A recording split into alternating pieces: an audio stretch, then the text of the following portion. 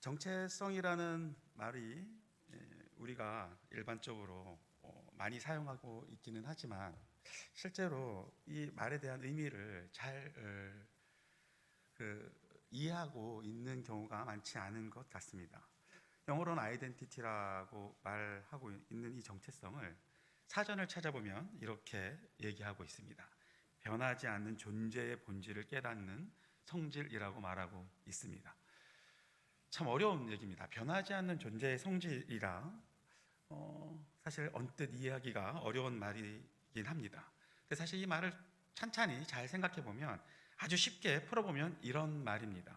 나를 나이게 하는 것 정도로 우리가 해석해 볼 수 있는 것 같습니다.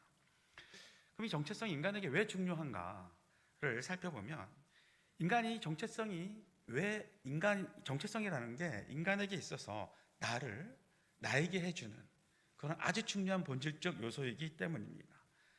어떤 인간이든지 간에 자신의 정체성을 정확하게 인지하지 않는다면 내가 앞으로 어떤 삶을 살아가야 하는지에 대해서 그 기준이 흔들리게 되는 것이고, 그러다 보면 나답지 않은 삶을 살게 되기 때문입니다. 예를 들면 이런 경우입니다. 야구 선수는 야구를 잘하는 사람입니다. 축구 선수는 당연히 축구를 하는 사람이겠죠. 야구 선수의 정체성을 가지고 있는 사람은 야구를 잘하기 위해서 열심히 야구 운동을 연습을 할 것입니다. 축구 선수는 당연히 축구 선수의 정체성을 가졌기 때문에 축구 연습을 열심히 하겠죠. 마찬가지로 학생들은 학생이라는 정체성을 가지고 유지하기 위해서 자신에게 주어진 그 의무인 공부를 열심히 하는 존재가 되는 것입니다. 그래서 어떤 사람이든지 간에 중요한 건 내가 지금 서 있는 내가 어떤 사람으로 살아야 하느냐, 나는 도대체 어떤 사람인가에 대한 자신의 정체성을 확립하는 것은 매우 중요한 일이라고 할 수 있겠습니다. 여러분도 아시다시피 제가 이번에 동유럽 선교지 탐방을 다니면서 여러 분야에 있는 많은 사람들을 만나게 됐습니다. 그 중에 가장 인상 깊었던 사람들의 부류가 있었는데, 이분들은 외모는 딱 보면 딱 한국 사람입니다. 여러분들도 뭐 잘 아시겠지만 사실 동양 사람들, 특히 동아시아에 있는 사람들은 서로 좀 많이 비슷하게 생겼지만 그래도 딱 보면 저 사람 일본 사람일 것 같아, 저 사람 중국 사람일 것 같아, 저 사람 한국 사람일 것 같아 하면 거의 70%는 맞는 것 같습니다. 근데 이번에 다니면서 보면 한국 분이에요. 딱 봐도 저분은 한국 분이겠구나 라는 어떤 그런 느낌이 오는 사람들을 본 적이 있습니다. 근데 특이했던 건 이분들이 한국말을 전혀 못하거나 혹은 한국말을 매우 더듬거리고 하거나 한다는 것입니다. 그래서 저는 맨 처음에 교포인가? 교포 한 3세 정도 되나? 라는 생각들을 했습니다. 근데 보통 외국에서 한국 사람들을 만나면 매우 반가워하잖아요, 서로. 그리고 서로 뭐 아는 척하고, 한국에서 볼 때는 서로 뭐 대면 할지 모르겠지만 외국에서는 그렇게 한국 사람을 만나면 반갑고 서로 얘기하고 어디서 왔냐 물어보고 안부를 묻고는 합니다. 근데 이분들한테 이렇게 이제 가까이 가면 이분들은 특이하게 매우 친절한 것 같으면서도 어떤 벽을 느끼게 하는 사람들이었습니다. 어느 정도까지 하고, 또 우리 한국 사람들이 모여 있는 데서 이분들이 아주 깊숙이 대화에 참여하거나 그런 게 아니라 매우 주변인처럼 행동하시거나 혹은 경계인처럼 행동하시는 것을 보았습니다. 그러니까 매우 양가적인 태도인 거죠. 우리를 반가워하기도 하면서도 한편으로는 좀 어려워하는 그런 이중적인 태도를 보이는 분이었습니다. 그래서 아주 궁금해서 이분들이 도대체 어떤 분들인가 여쭤봤습니다. 그랬더니 알고 봤더니 이분들은 아주 오래전에 한국에서 입양된 한인 입양인들이었습니다. 그래서 제가 이제 좀 궁금해서 한번 여쭤봤죠. 그분의 입양인으로서의 삶이 어떤가? 그랬더니 제가 조사한 바로는 한국이 지난 60년간 20만 명에 가까운 입양인들을 외국으로 입양했다고 합니다. 계산을 해보니까 1년에 3,333명씩 하루 평균 9.2명 정도를 외국으로 입양을 보낸 겁니다. 우리나라에서. 그러니까 뭐 60년 동안 20만 명 하면 얼마 안 될 것 같지만 이걸 일로 계산해 보니까 매일 거의 10명 가까운 사람들을 외국으로 입양을 보내고 있었던 것입니다. 가평 인구가 예를 들어서 이제 여러분들이 잘 안 하다 하시면 제가 조사해 본 바로는 가평 인구가 2023년 1월 기준으로 62,114명이라고 나와 있습니다. 그런 걸 계산해 보면 20만 명이 넘는 입양아들이 외국으로 나갔다라는 건 정말 상상할 수 없는 많은 사람들이 자기의 조국 땅을 떠나서 부모에게 버림받고 조국에 버림받아 외국으로 입양을 갔던 것입니다. 그런데 놀라운 사실은 이분들이 자신이 떠나 있는 그 입양된 곳에서 낯선 사람들과 낯선 나라에서 낯선 부모님을 엄마 아빠라고 부르면서 자라왔습니다. 그럼 이 분들이 자신이 태어난 고향 혹은 자신을 낳아준 부모에 대해서 어떤 감정을 가질까라는 생각을 한번 해봤습니다. 저라면 어떤 감정을 가질까? 사실 여러분들도 아시겠지만 잠깐 여행을 외국에 나가는 거라고 하더라도 좋은 거 먹고 좋은 거 볼 적엔 좋을지 모르겠지만 여러 가지로 불편한 게 이만저만이 아닙니다. 그럼에도 불구하고 이분들은 아주 어린 시절에 나가서 그런 불편함과 많은 사람들의 따가운 시선들을 받으면서 살아왔을 것입니다. 그러면 당연히 나를 버린 조국과 나를 버린 부모에 대한 어떤 감정을 가지는 게 옳겠습니까? 아마도 미운 감정, 왜 나를 버렸는지에 대한 원망의 감정을 가지는 게 정상적인 감정일 것입니다. 근데 그럼에도 불구하고 이 사람들의 공통된 특징 중에 하나가 뭐냐면 나의 고향을 한번 가보고 싶다. 나를 낳아준 부모를 한번 만나고 싶다. 라는 소망을 가지고 있더라는 것입니다.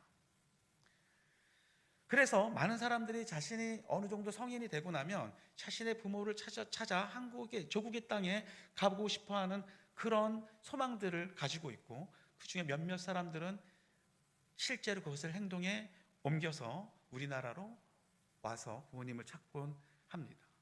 그런데 놀라운 사실은 이렇게 온 사람들이 한국에서 자신의 부모를 찾을 수 있는 확률이 1%밖에 안 된답니다. 100명이 오면 1명만 찾을 수 있다고 합니다. 그래서 그 사실을 보면서 제가 너무 놀랐습니다. 이분들이 첫 번째 놀라웠던 건 원망을 해도 시원찮은 자신의 조국을 왜 찾아오는 것일까? 자신의 부모님을 왜 만나고 싶어 하지? 아마 저라면 계속 미워온 감정, 저주하는 감정을 가지지 않았을까? 그럼에도 불구하고 이분들은 놀랍게도 자신의 뿌리를 찾아 자신의 고향으로 돌아오는 것입니다. 그래서 좀 이해가 되지 않아서 이분들이 왜 이럴까를 혹시 학술적으로 연구해 놓은 게 있나 싶어서 와서 해외 입양과 관련된 학술 논문들을 찾아봤습니다. 그 논문 수가 2,000개가 넘습니다. 다 찾아볼 수가 없어서 대략적으로 봤는데 공통적으로 얘기하는 게 정체성과 관련된 문제를 가지고 이분들의 우리로서는 이해되지 않는 그런 행동들을 설명해 놓는 것을 보았습니다. 낯선 곳에서 내가 어디서부터 시작됐는지 모르는 그 뿌리 없는 상태에서 내가 앞으로 나아갈 수 없다라는 그런 절망감에 빠진다라는 것입니다. 여러분들이 모래사장에서 달리기를 하면 달리기를 빨리 할 수가 없습니다. 그럼 왜 그러냐면 내가 딛고 서 있는 이 땅이 온전한 땅이 아니고 푹푹 들어가는 진흙 같은 그런 땅이기 때문에 빨리 갈 수가 없는 것입니다. 우리가 딱딱한 땅에서 똑바로 걸을 수 있는 것은 온전하게 나의 삶과 나의 발걸음에 대한 기준들이 딱딱하게 서 있기 때문인 것입니다. 마찬가지로 이 외국에서 이런 이방인으로서 나는 대체 누구인가에 대한 답을 찾지 못한 이 입양 한인들은 자신의 존재의 근원을 찾을 수 없고 그렇게 난 앞으로 어떻게 살아야 할지에 대한 막연한 생각으로 삶을 살아갈 수밖에 없었던 것입니다. 그렇기에 자신의 삶이 내가 앞으로 어떻게 살아야 할지에 대한 그 기준, 그 바닥을 찾기 위해서 자신을 버렸던 고향으로 자신을 버렸던 부모를 찾아서 온다는 것입니다. 제가 앞에 이 설교의 앞부분에 이렇게 장황하게 정체성에 대한 얘기를 여러분들에게 드린 이유는 오늘 우리가 본 본문 로마서 1장이 바로 그리스도인으로서 우리가 어떻게 살아야 하는지, 우리의 정체성에 대해서 바울이 얘기하고 있기 때문입니다. 저는 개인적으로 신약 성경 27권 중에서 가장 좋아하는 신약 책이 바로 로마서입니다. 로마서를 보고 있으면 바울의 신앙이, 기독교에 대한 바울의 그 깊은 통찰력이 얼마나 대단한지를 잘 보여주고 있습니다. 특히 로마서 2장부터 15장까지의 말씀을 천천히 여러분들께서 읽어보시면 우리가 지금 믿고 있는 기독교인이 가지고 있는 기독론, 교회론, 우리가 알고 있는 기독교의 조직신학적 여러 가지 이론들을 아주 탁월하게 설명하고 있습니다. 그래서 언젠가 한 번은 내가 사랑하는 이 로마서를 가지고 여러분들과 함께 말씀을 나눠봤으면 하는 생각들을 하곤 했습니다. 그런데 이 로마서의 말씀을 가지고 여러분들과 나누고 싶은데 뭘 가지고 나눠야 할까라고 많이 고민을 해봤습니다. 워낙에 많은 내용의 이야기를 바울이 하고 있기 때문에 어디를 붙잡고 얘기를 해도 우리는 깊은 그리스도인으로서의 삶에 대한 이야기를 할 수 있는 책이 아마 로마서의 책일 것입니다. 제가 가지고 있는 로마서에 대한 주석도 4권이 있는데 짧게는 300페이지부터 많게는 1800페이지까지 이르는 그 로마서 한 권, 짧은 16장에 대한 그 로마서를 가지고 그렇게 방대하게 주석들을 썼습니다. 이 얘기는 그만큼 바울이 로마서를 통해서 그리스도에 대한 얘기, 기독교에 대한 얘기를 아주 탁월하게 풀어놨다는 것을 반증하는 얘기일 것입니다. 따라서 여러 가지 얘기를 중에 어떤 주제로 여러분들과 함께 말씀을 나눠볼까 고민하던 중에 제가 로마서 1장 1절부터 7절까지에 대한 얘기를 먼저 해야겠다라고 마음 먹었던 이유는 그 수많은 그리스도에 대한 얘기 중에서도 그리스도인으로서 우리는 어떤 정체성을 가지고 어떻게 살아야 할지 그 이야기를 가장 먼저 하는 것이 앞으로 우리가 믿음 생활을 해나가는 데 있어서 가장 탁월한 것이고 가장 좋은 출발점이라고 생각했기 때문입니다. 주변을 돌아보면 또 저 자신을 생각해 봐도 우리가 그리스도인이라고 말하고 있지만 정말 나는 그리스도인으로서 잘 살아가고 있는지를 나의 삶을 뒤돌아보면 우리는 때때로 그리스도인의 모습으로 살아가고 있긴 하지만 때때로는 세상 사람의 모습으로 살아가고 있는 모습을 발견하곤 합니다. 그것은 아마도 그리스도인으로서의 올바른 정체성을 우리가 생각하지 않고 인식하지 않고 그냥 막연히 그리스도인으로서의 삶을 살아가고 있기 때문이라고 생각했습니다. 그래서 여러분과 함께 올바른 그리스도인이란 도대체 어떤 그리스도인인가, 그리고 그리스도인의 정체성은 어디에 있는가에 대해서 여러분들과 함께 말씀을 나눠보고자 합니다. 사람이 자신의 뿌리를 통해 자기 정체성의 출발점을 삼듯이 우리 그리스도인의 정체성은 도대체 무엇일까요? 로마서 1장은 거기에 대한 깊은 통찰력을 가지고 얘기하는 바울의 말을 담고 있습니다.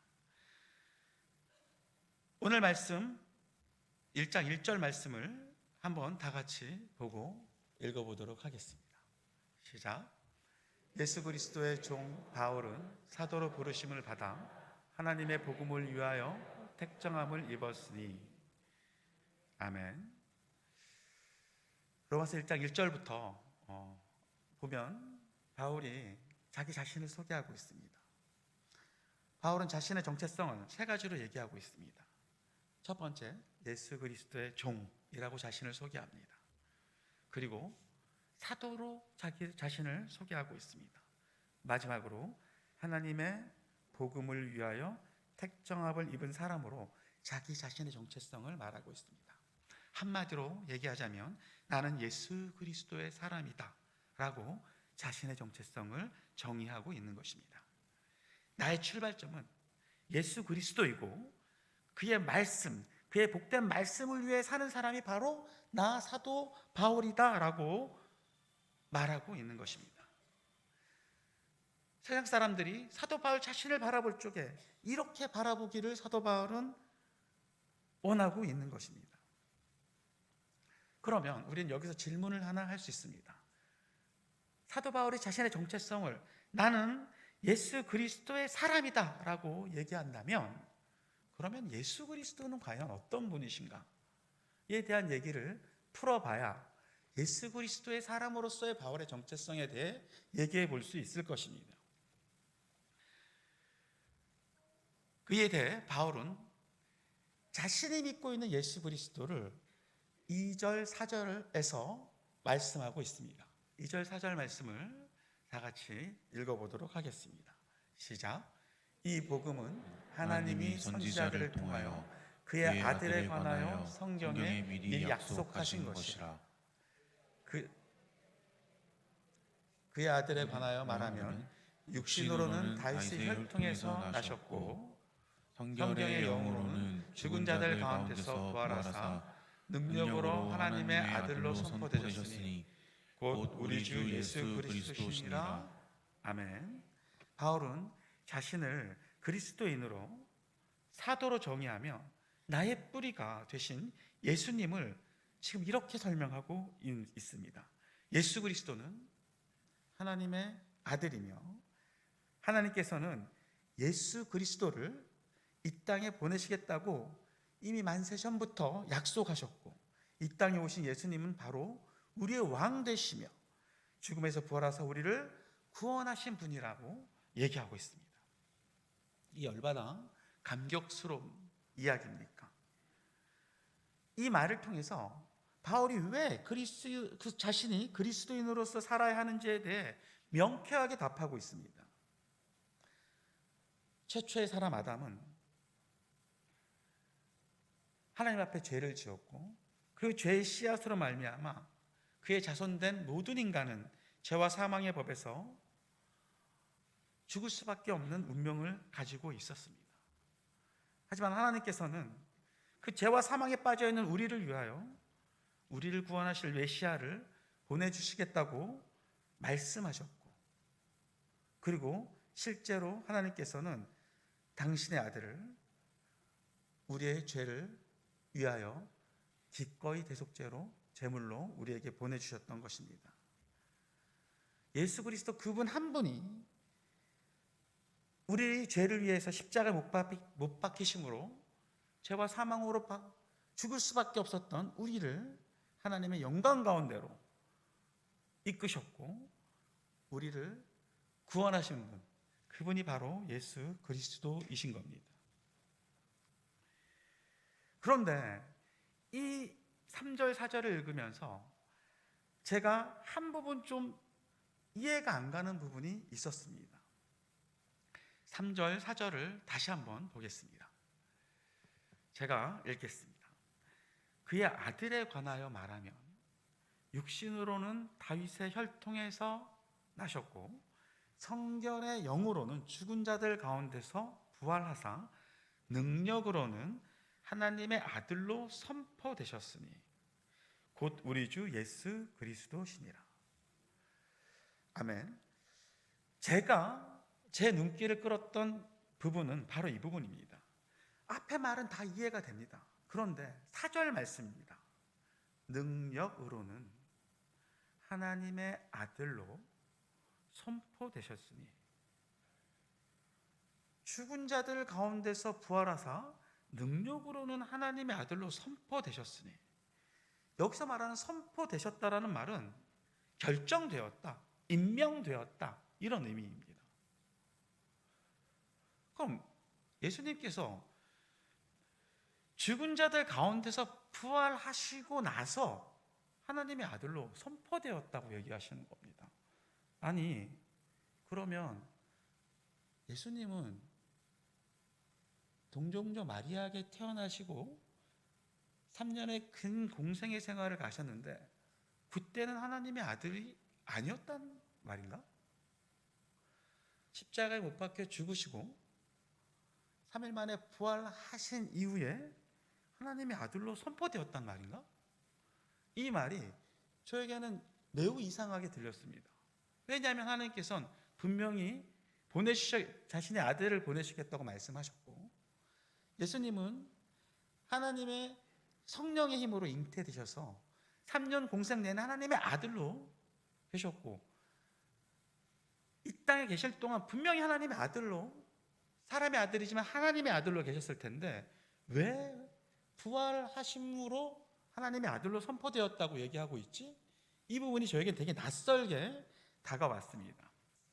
그래서 곰곰이 이 부분에 대해서 생각하고 탐구해 보았습니다. 그랬더니 로마서에 대해서 저명한 더글라스 제이 무라는 신학자가 이렇게 얘기를 합니다. 메시아로서의 예수님의 부활을 통해 하나님의 아들로 그 신성을 드러냈다라고 얘기하는 것이다. 이 말도 되게 어려운 얘기입니다. 이게 무슨 말이지? 그래서 곰곰이 한번 생각을 해봤습니다. 그랬더니 이런 것입니다. 아까 말씀드렸던 것처럼 인간은 아담의 원죄로부터 시작돼서 죄악에서 벗어날 수 없는 존재가 되었습니다. 그러니까 하나님 앞에 용서를 받아야 할 존재는 바로 죄로부터 자유롭지 않은 인간인 것이죠. 근데 예수님께서는 인간의 죄를 대신해서 십자가에 못 박히셔야 됩니다. 인간의 죄를 대속하셔야 되는 것입니다. 그러니까 사람의 죄를 다른 존재가 대신해서 죄를 대속해 줄 수는 없다는 거죠. 인간이 잘못한 죄는 인간이 대속물로 존재한다는 것입니다. 두 번째, 인간이 누구에게 죄를 졌느냐? 그것은 바로 하나님이십니다. 그럼 인간을 용서할 수 있는 자격을 가지신 분은 누구입니까? 역시 하나님이십니다. 그러니까 지금 이 부분에서 바울이 얘기하고 있는 얘기는 이런 것입니다.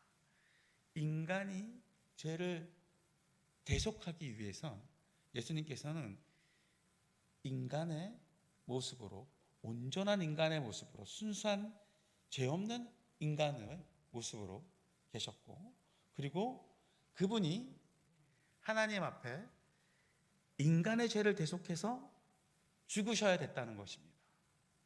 그리고 그 죽은 자 가운데서 3일 만에 부활하셔서 그곳에서 하나님의 신성과 영광을 드러내게 됐다는 것이죠. 그러니까 이게 매우 깊은 의미를 가지고 있는 얘기였습니다.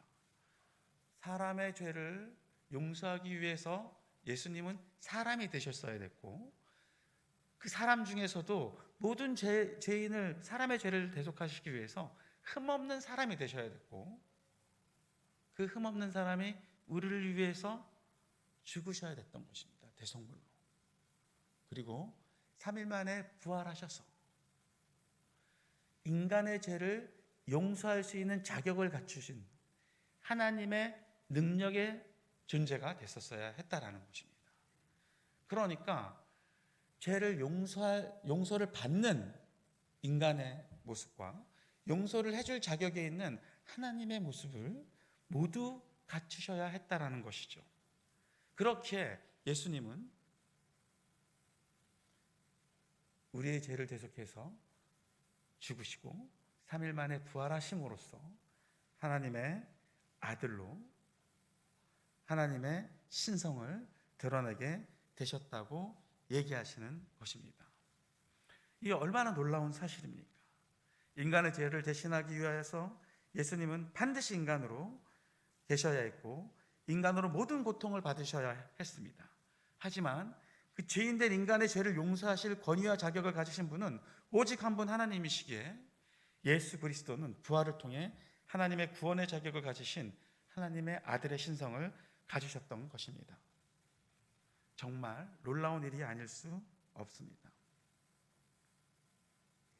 바울은 이런 이 놀라운 예수 그리스도의 은혜를 보았기에 자신의 정체성의 근원을 예수 그리스도로 삼았던 것입니다. 그는 자기가 믿는 예수님이 누구이신지, 그리고 내가 왜 예수 그리스도의 사람으로 살아야 하는지에 대한 명확한 자기 정체성과 이유를 가지고 있었던 사람입니다. 그렇게 바울은 자기가 앞으로 어떻게 살아야 하는지에 대한 자기 결정권을 자기 스스로에게 둔 것이 아니라 바로 예수 그리스도에게 둔 것입니다. 5절과 7절 말씀을 같이 한번 보겠습니다. 다 같이 읽어보겠습니다. 시작. 그로 말미암아 우리가 은혜와 사도의 직분을 받아 그의 이름을 위하여 모든 이방인 중에서 믿어 순종하게 하나니 너희도 그들 중에서 예수 그리스도의 것으로 부르심을 받은 자니라. 로마에서 하나님의 사랑하심을 받아 성도로 부르심을 받은 모든 자에게 하나님 우리 아버지와 주 예수 그리스도의 은혜와 평강이 있기를 원하노라. 아멘. 바울은 비로소 자신의 정체성을 세상을 향하여 선포하며 자신과 동일하게 하나님의 은혜를 통해 그리스도인으로 택하심을 받은 로마 교회의 교인들에게 그들의 정체성을 일깨워주고 있습니다. 그리고 오늘 이 자리에 앉아있는 우리에게 그리스도인으로서의 정체성에 대해 말하고 있는 것입니다. 바울이 말하는 그리스도인은 바로 하나님의 은혜로 하나님의 자녀로 부르심을 받은 사람이며 예수 그리스도의 믿음으로 하나님의 은혜와 사랑 가운데 거하는 사람, 그것이 바로 그리스도인이다 라고 바울은 오늘 얘기하고 있는 것입니다. 이것이 바로 이 자리에 계신 여러분의 그리스도인으로서의 영광스러운 자기 정체성임을 믿으시기를 바랍니다. 우리가 그리스도의 이름을 위하여 사는 그리스도인이라면, 그리스도인으로서의 자기 정체성을 확립하였다면, 그렇다면 우리는 앞으로 어떻게 살아가는 것이 올바른 그리스도인으로서의 삶을 살아가는 것일까요? 이 질문에 대한 답을 갖기 위해선 우리가 앞에서 얘기했던 정체성의 얘기로 잠시 돌아가 보도록 하겠습니다. 제가 아까 이런 질문을 드렸습니다. 야구 선수는 무엇을 잘해야 할까요? 야구죠. 축구 선수는 축구를 잘해야 할 것입니다. 그럼 그리스도인은 어떻게 살아야 할까요? 이 질문에 대한 답을 위해 5절 말씀을 다시 한번 보겠습니다. 다 같이 읽어보겠습니다. 그로 말미암아 우리가 은혜와 사도의 직분을 받아 그의 이름을 위하여 모든 이방인 중에서 믿어 순종하게 하나니. 아멘. 이방인. 오늘의 우리에게는 예수 그리스도의 이름으로 하나된 교회라는 영역에서 벗어나 있는 저 그리스도인이 아닌 사람들을 향해서 그리스도에 대해 전파하는 것, 그것이 바로 그리스도인으로서의 우리의 삶을 살아가는 것이라고 바울은 말하고 있습니다. 바울은 그리스도인으로서 우리가 가야 할 길, 해야 할 사명에 대해서 분명하게 밝히고 있습니다. 1장 14절 15절 말씀을 같이 읽겠습니다. 시작. 헬라인이나 야만인이나 지혜 있는 자나 어리석은 자에게 다 내가 빚진 자라. 그러므로 나는 할 수 있는 대로 로마에 있는 너희에게도 복음 전하기를 원하노라. 아멘. 바울이 자신이 그리스도인으로서 예수 그리스도의 복음을 전하는 것이 얼마나 중요한지를 다음과 같이 말하고 있습니다. 내가 빚진 자라. 바울이 누구에게 빚을 졌습니까? 그리스도인으로서 바울이 도대체 누구에게 빚을 지고 있습니까? 바울은 예수 그리스도를 통해서 자신이 구원을 받았습니다. 그런데 바울이 오늘 누구에게 빚진 자라고 얘기하고 있습니까?